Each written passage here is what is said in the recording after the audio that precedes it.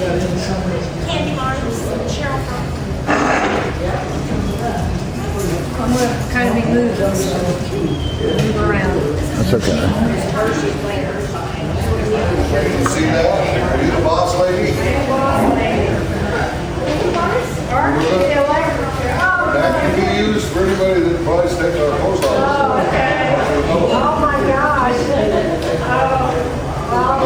One of your postal workers. Hey, one Diane. Okay. This table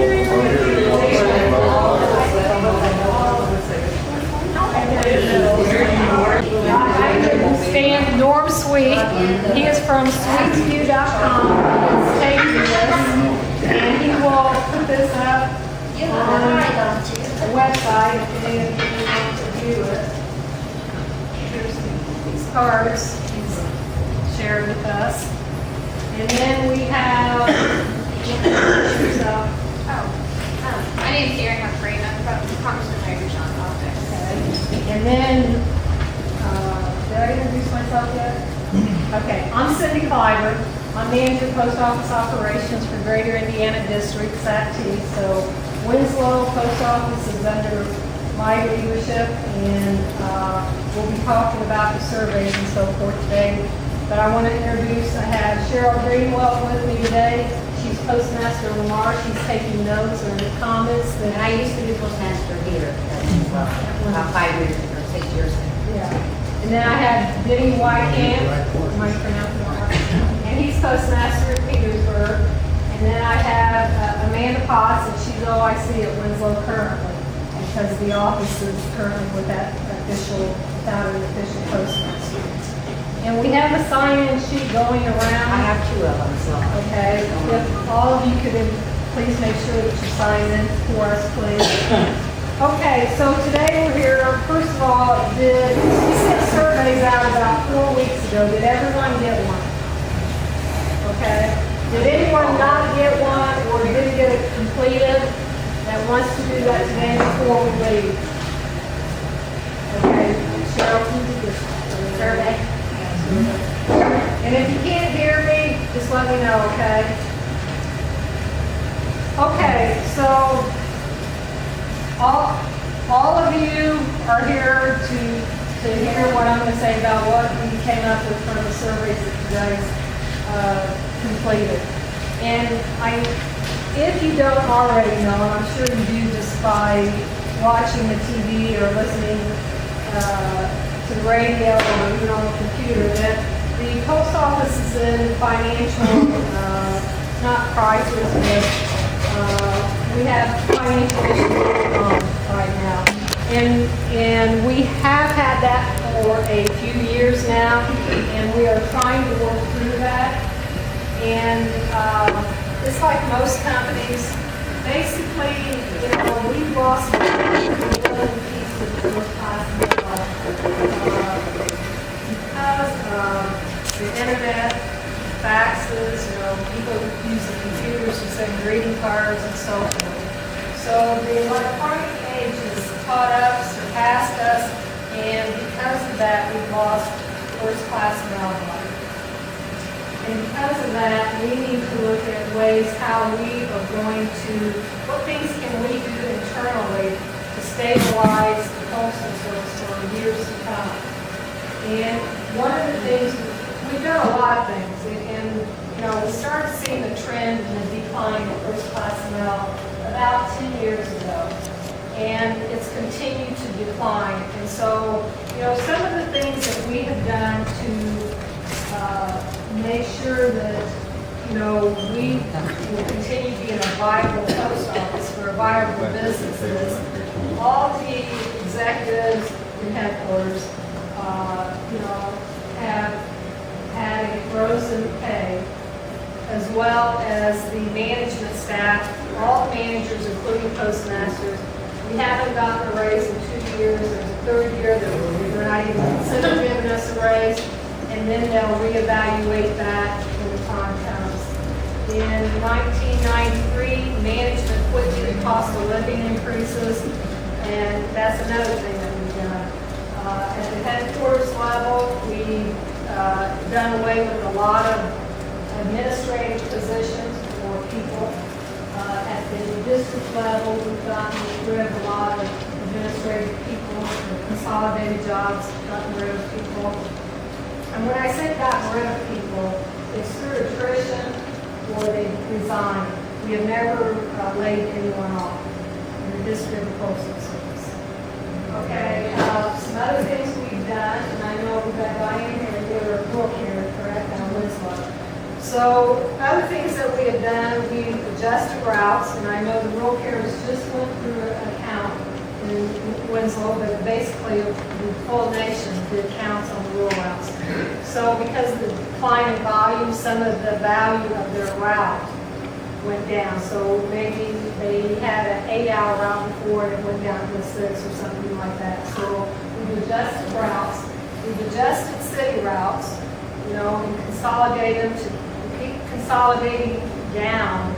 And then, again, we haven't laid anyone off. We've done everything through attrition or recruiting.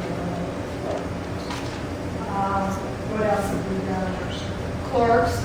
We've realigned our clerk staffing.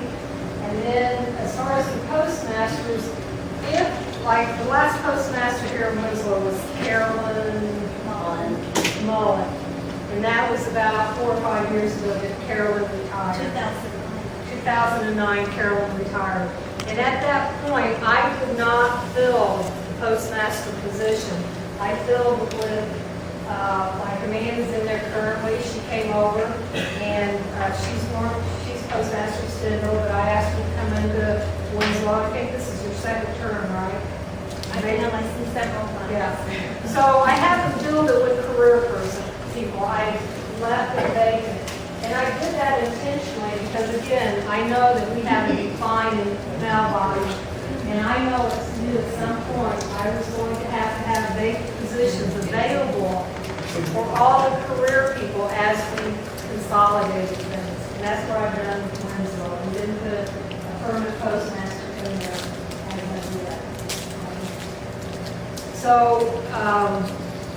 those are just a few things we've done internally to try to stabilize things in the post office. So we didn't have to affect our customers any more than what we have to or will have to in the future.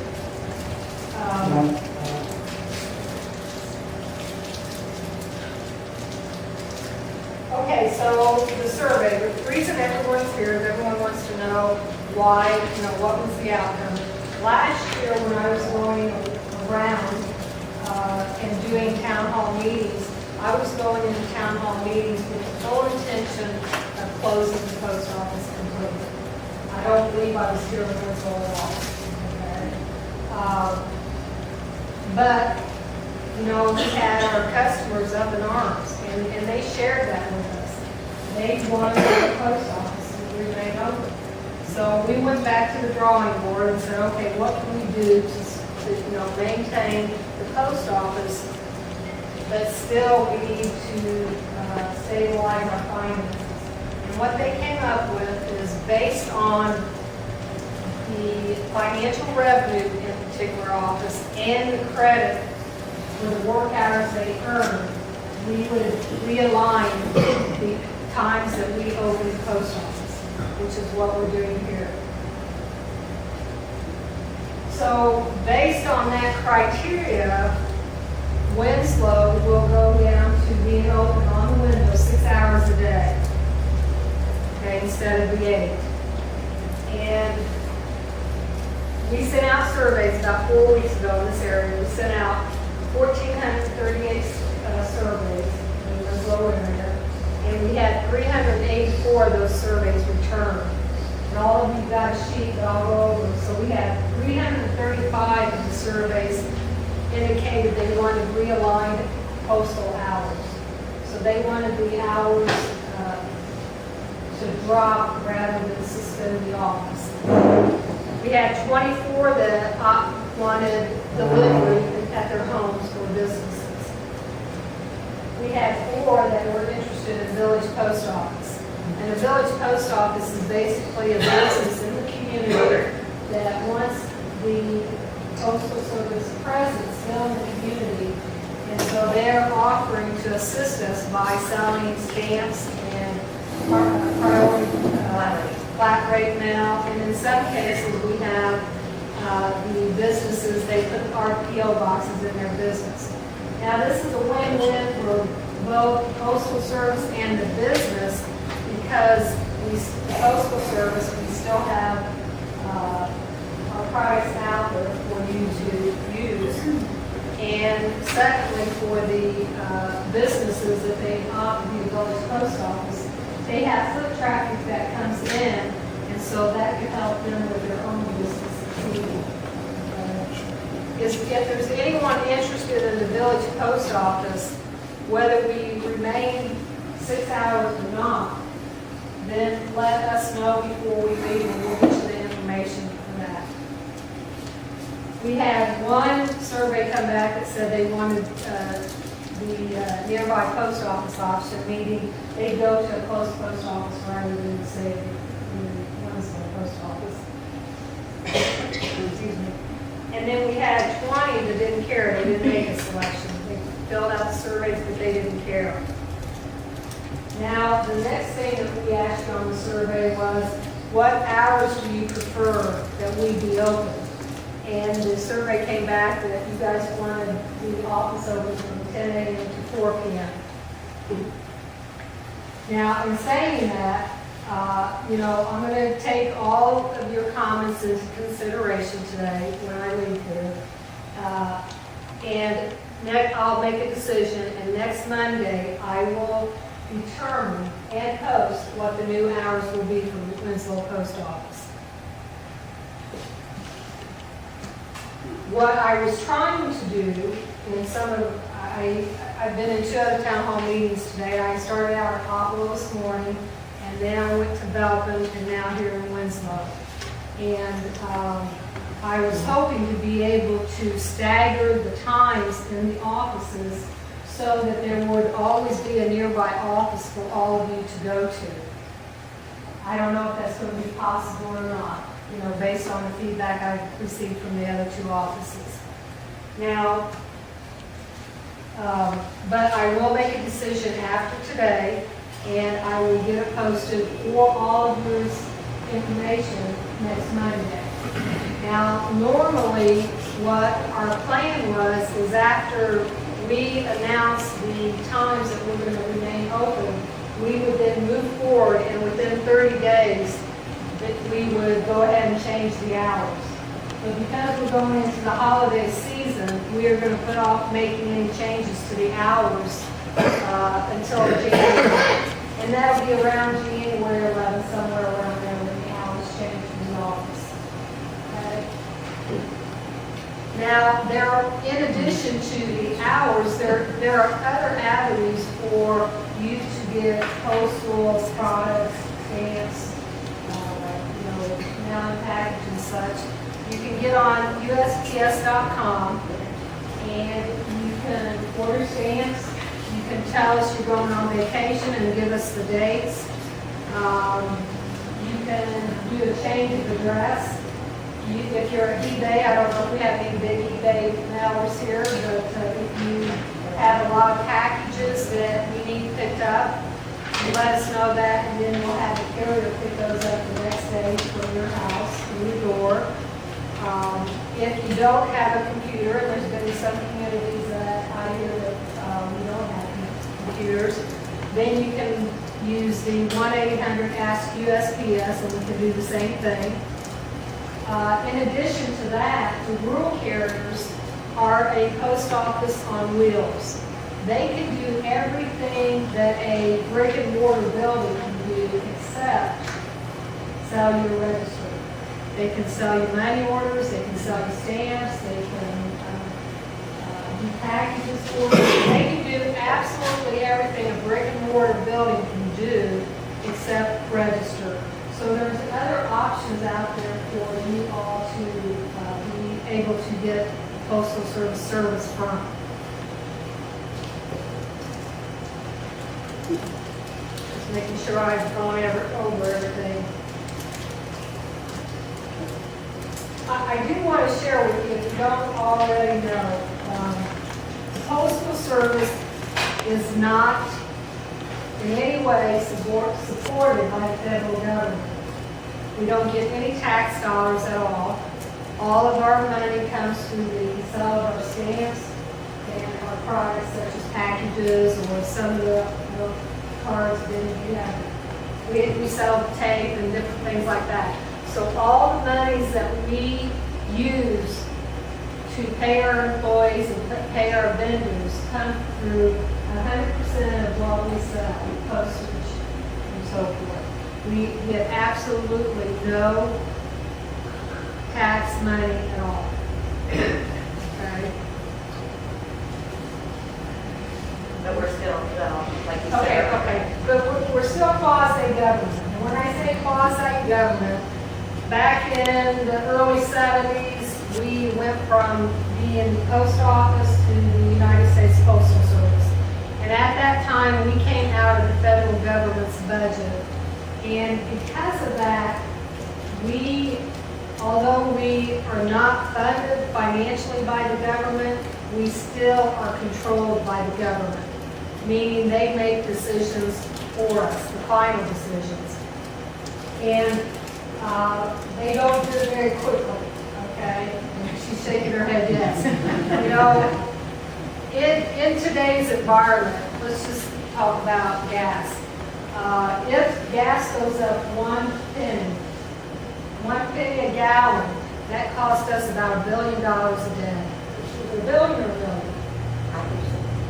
It's huge. Okay. And that's because our fleet, our trucks and vehicles is so large, it costs us a lot of money. Well, what does our competitors do when that happens? They charge a surcharge. And we're not allowed to do that. We have to go to Congress and ask them, can we put a surcharge on our packages or our mail? And they will say yes or no. Well, they don't do a very good job, and it's nothing against you, but it takes sometimes to get an answer. For example, the last pay increase or the last rate increase for stamps took them 2 years to decide. It's very difficult as a business to wait 2 years for them to give us decisions, but that's what we had to do. That's our constraints. And we work with them, but that is a constraint. We need Congress to free the rein of us so we can actually work like a business and act like a business and allow us to make decisions. And by doing that, if we need to make a decision today, we make it. We don't wait 2 years from now and then get a decision back from Congress. We've had a bill in Congress now a good 2 years, and we were hoping that it would get passed this last time they were in session. It didn't. So, and I'm not sure, I don't know what a lame duck thing is, but that's what we were hoping, that maybe it would get passed in the lame duck session. Has that already passed? Okay. So I guess what I'm saying is, our hands are tied in many ways, but we work within those constraints. And we do a pretty good job of it, I believe. But, that's something we need Congress to do for us. So take that back to your congressional people, and maybe you can help us with that. But back to the survey. So, Winslow will go to a 6-hour office. The hours, I don't know. I'll make that decision again after talking to all of you today. And then Monday I'll have a decision. Did I already talk about when it would be implemented? January. Okay. So again, we won't do any changes through the holiday. It'll be about January 11th before we make changes. And at this point then, I ask you guys, do you have any questions or concerns for me? Yes, sir. Is the sorting done in Indianapolis now for this area? Some of it is. You mean you ship mail all the way up there and be sorted and sent back down here to be delivered? And actually in the 475 area, and I have 142 offices and I have 2 plants under me. And both of my plants are being impacted. So I have a resolution that we just realigned it, we took all of the plant processing out of it, it's going to Indy. Now, in Terre Haute, we've done just a partial of that, but we are going to move forward with moving all of that processing to Indy and then Evansville, because Evansville is a lot closer. So that will happen in the next year or two. The 475 now will no longer go to Terre Haute to Indy. It will go out of the Evansville office. Well, how long ago did you shut down the Evansville office for solar? I know it used to be done there. You mean Evanston or Evansville? Evansville. It's not my area, so I don't know. It's not shut They down. didn't shut it down. Evansville's actually going to expand. Well, it used to, Walmart sodium used to go to Evansville and come back, and then. Oh, that might have been years ago, maybe before they realigned the district, but they're going more back. That's where some of your problems come up at. I was told by the postmaster at Oakland City, the reason theirs went to Oakland, or went to Evansville and ours didn't, was because we were on fast time. Oakland is on the same time as Vanderbilt County.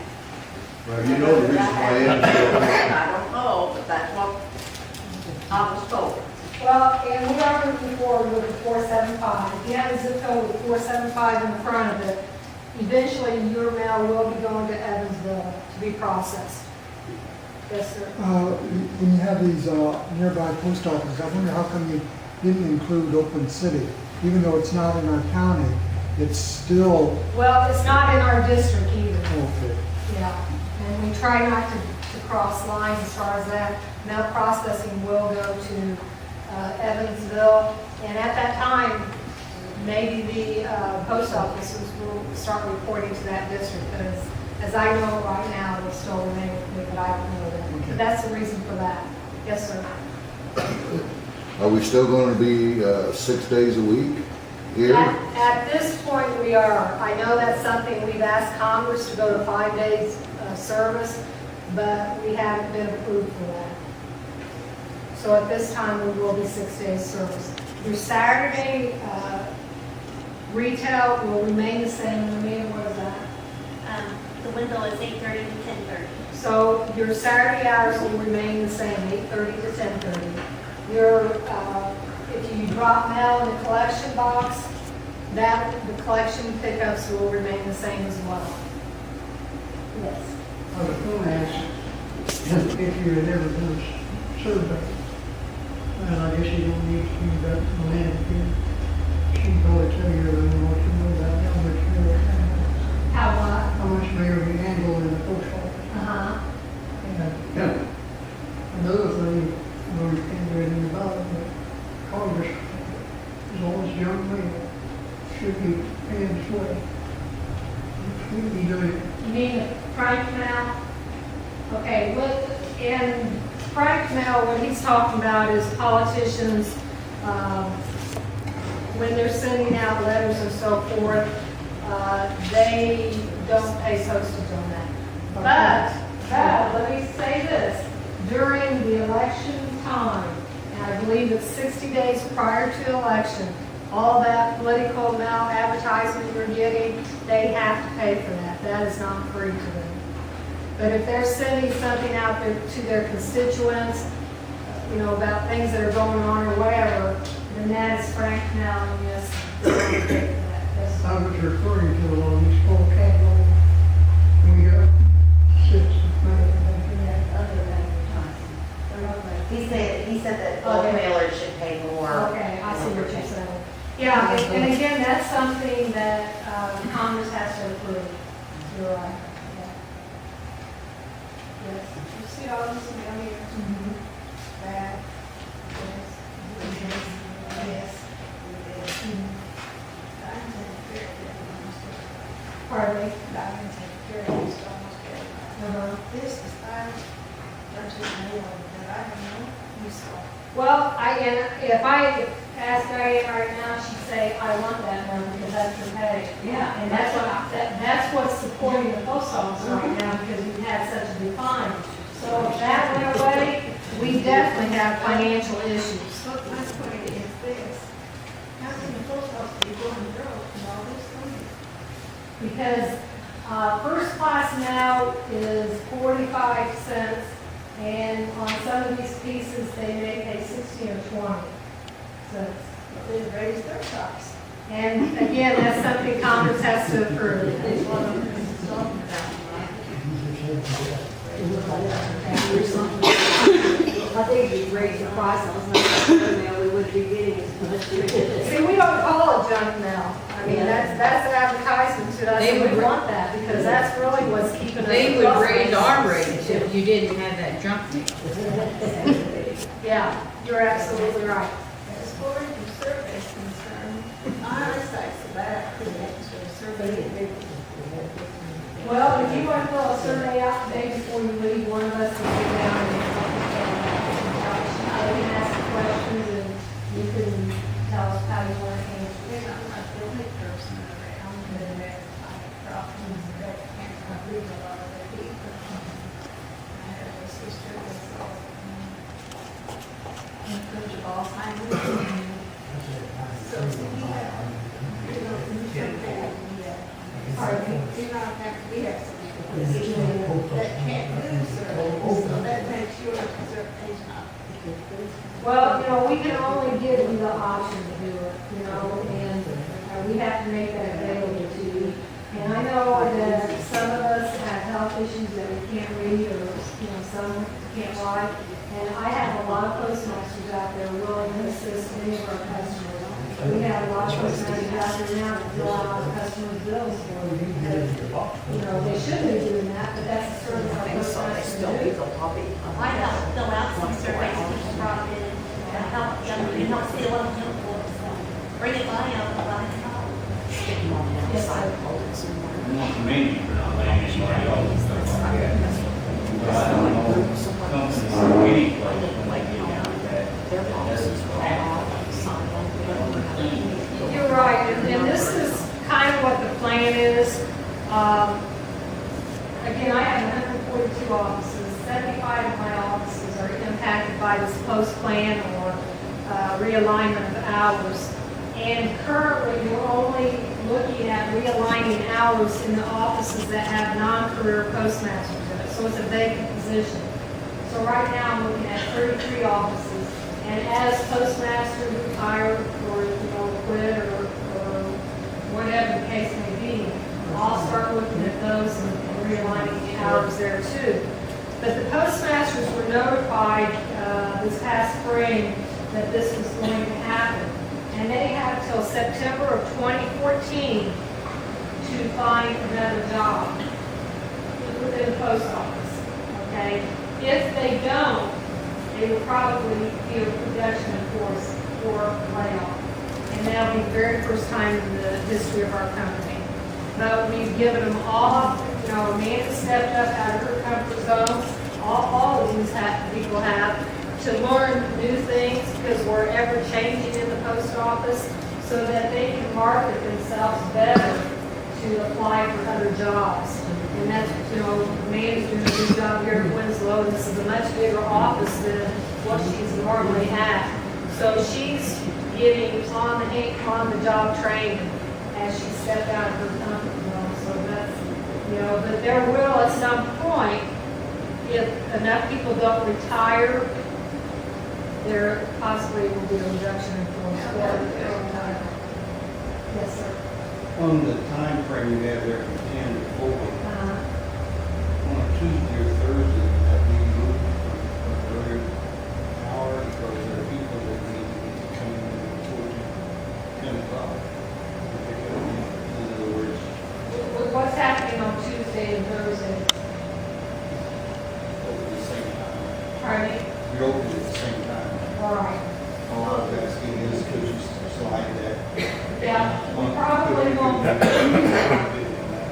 We probably won't have staggering times.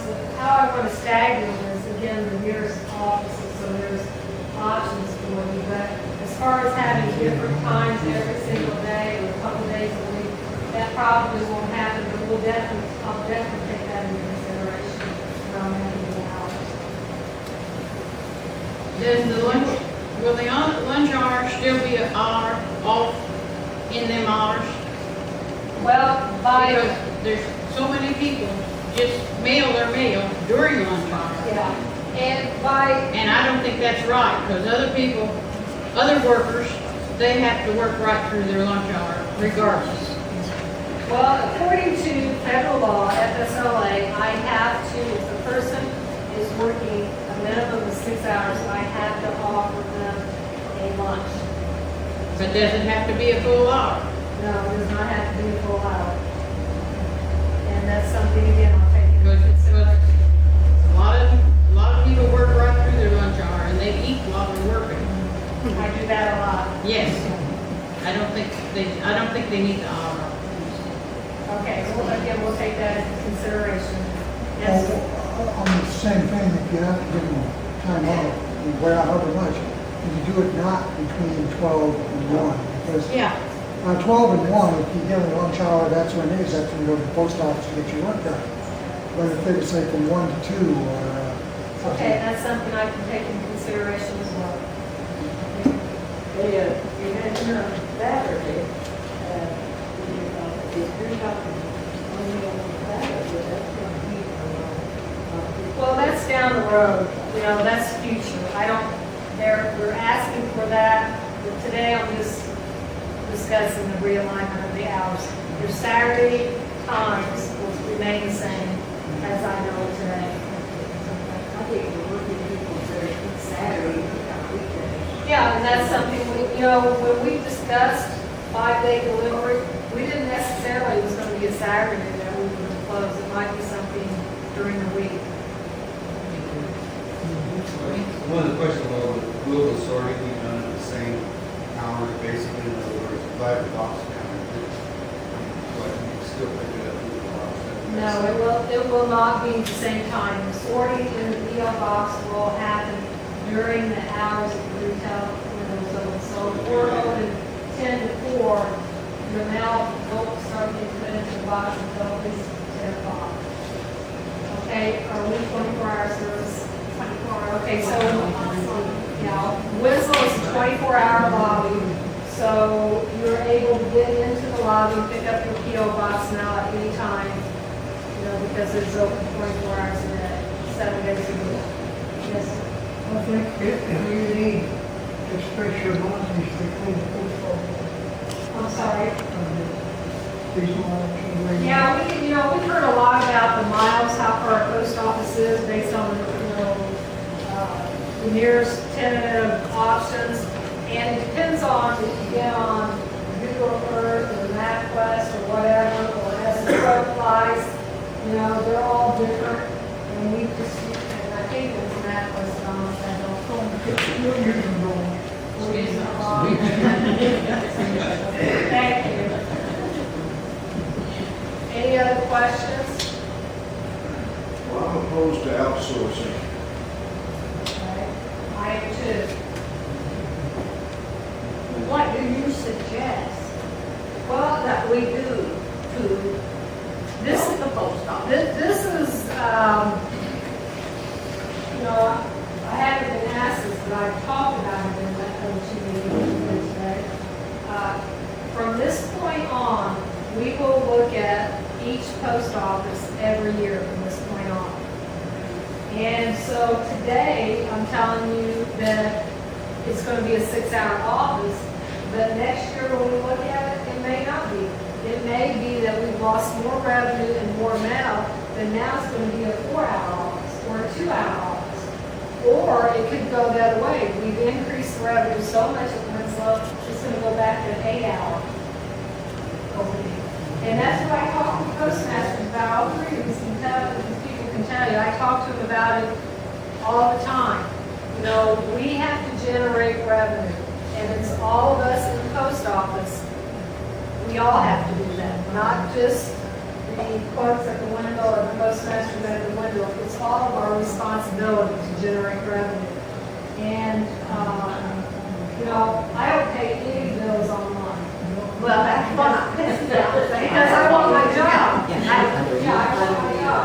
In my first now, I have about 10 cards that I'm going to hand out. And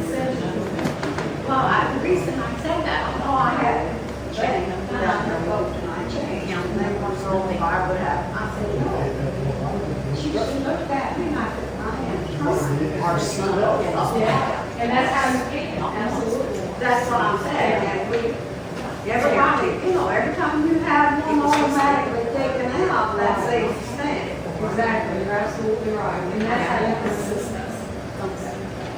And keep your post office viable. Yes, I think sir. I heard a few years ago, and I don't know if this is possible, is there any way that the post office can become involved with the electronic mail? We have dabbled in that, trying to do things with it, and I just don't have the knowledge to really speak about it, other than we are looking into it. Anything else? No, just like what she said about how they save the post office, and I know Brandon talked about it earlier.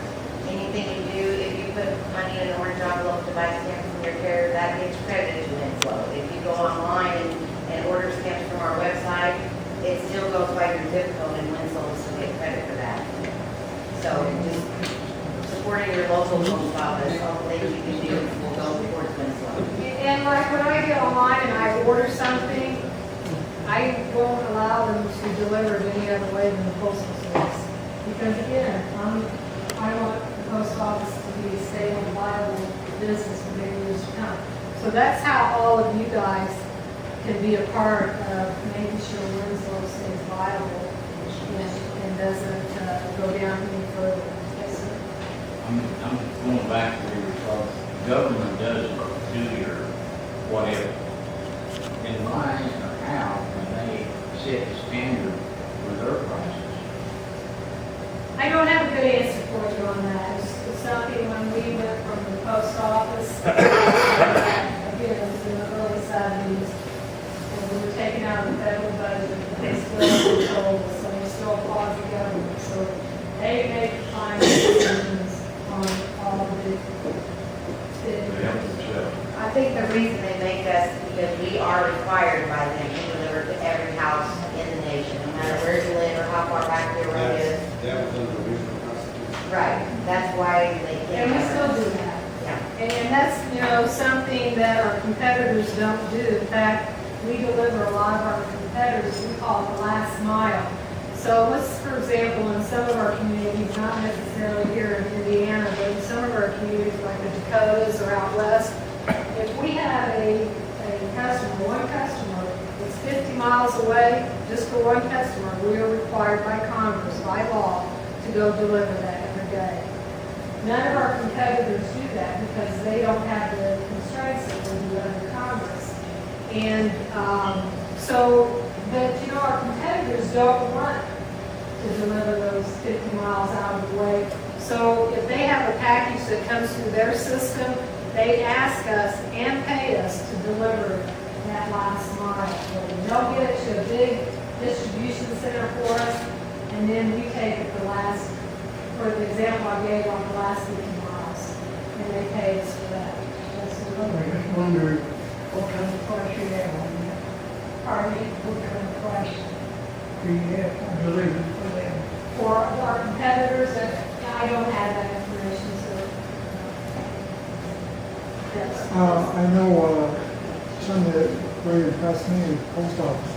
I have sent 2 or 3 porcelain statues, wrapped them up like that by the post office, no problem, no breakage or anything.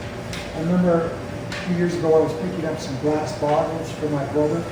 I drove up to Chicago to pick them up. This is probably a wise idea if we send them by UPS and we have about 50% breakage. Well, thank you for sharing that with us, that we did what we were. I mean, I trust the post office when I wrap things up. Yeah. Like everything, it will not be broken. Well, thank you for sharing that, I appreciate it. So what's your revenue from FedEx and UPS? Pardon me? What's your general revenue from FedEx and UPS I in don't have our that area? information. When they raise stamps, why don't they just raise them a full 5 cents instead of a penny? Because Congress again. It's going to get raised anyways, why not go ahead and do it? We have to go to the Postal Rate Commission, who's governed by Congress, and we have to build a business case, and then ask for, how much can we raise this? And we give them what we think we should be, charging. And if they say yay or nay, and then it comes back to us, and that's how that. Does this revenue that you take in from FedEx and UPS, does the zip code money count towards our area or not? Yes. Okay. The bottom line is, we're all the post office, and things may change in one office or another, but we're still trying to stabilize it for the entire company. I'm looking at the entire company, not just one, just to stabilize and make sure we're here for a lot of years to come. Anything else? There's many things though, but the public doesn't have any control over it, like our pension checks and all that. Self-deposit, we don't have any control over it. I understand that. So we have to do what we are able to do with the things that we have.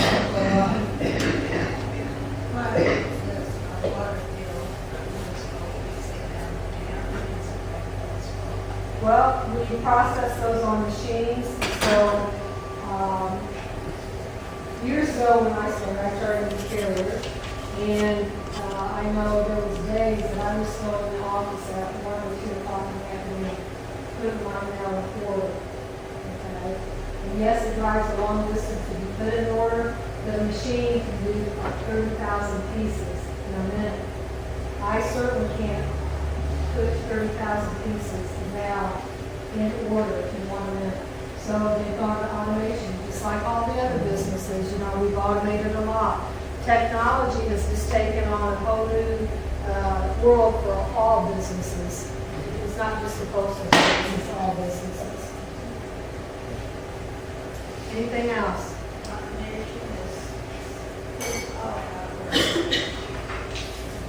Okay, I thank you for your input, and thank you for being cordial and not getting rambunctious with me and cussing me out or anything, so.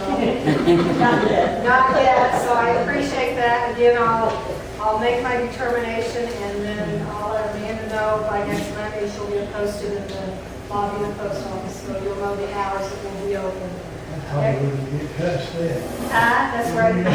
Well, some of the meetings have gotten very, a lot of life in them, I'll say that. Is there a mandatory retirement age for any of the deliveries? For the people working? In fact, I have one postmaster that started his 55th year with us this past summer. I think there ought to be a limit. No, there's not. Okay, thank you everyone. Have a nice afternoon. It's a beautiful day, and thank you, sir, for allowing us to come in your restaurant. Thank you.